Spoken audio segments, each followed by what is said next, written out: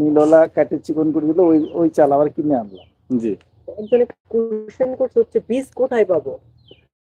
আলহামদুলিল্লাহ, সুন্দর কোশ্চেন করেছেন। নাম কি ওনার? দীপক। দীপক ভাই, আপনি সুন্দর কোশ্চেন করেছেন। বীজ কোথায় পাবেন? আলহামদুলিল্লাহ, বীজ আমাদের কাছে আছে। আপনি আমাদের কাছে বীজ চাইলে আমরা ইনশাল্লাহ বীজ সরবরাহ করব।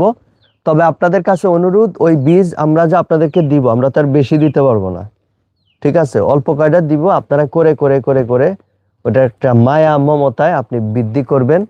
বৃদ্ধি করতে করতে এইভাবে আমরা ছড়াবো ইনশাল্লাহ। জি ইনশাআল্লাহ। দেখা যায় আমার কাছে বীজ আছে ধরেন 10 কেজি, চাইলো 100 জন, তাহলে আমার কি করতে হবে? অল্প অল্প দিতে হবে। অল্প দিতে হবে, যে তুমি কইরা কইরা বাড়াও, তাই না?